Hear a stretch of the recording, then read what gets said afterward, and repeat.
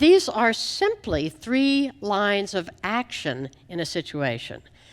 Affirming is not a permanent identity. We're so used to thinking in terms of substance theology that people will immediately start saying, when I say there's 3 identities, affirming, denying, and reconciling, you can't help but going to the Trinity. Well, which one is God? Is God the affirming? Is Jesus the reconciling? And you can't think that way. The biggest problem I have teaching the law of 3 to Christians who've grown up in substance theology is this absolute compulsion to take it back to substance and to assign permanent identities.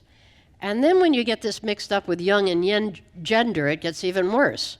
Affirming is not the masculine force. Denying is not the feminine force. No, don't go there. Just think in pure physics. The affirming force is the pushing force.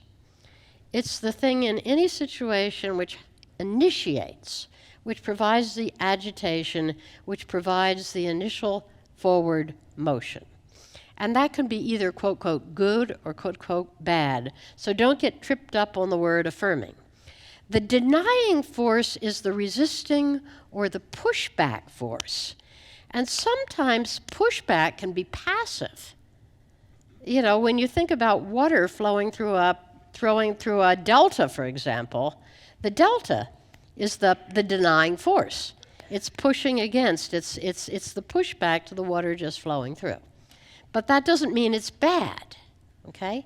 It just has the function of retarding or bearing, as it were, the initial force. The initial force has to express itself in terms of or in relationship with a denying force.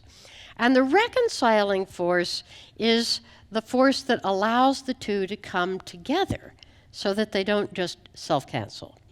So those are the 3 lines of action, and it's important to realize that they're morally neutral.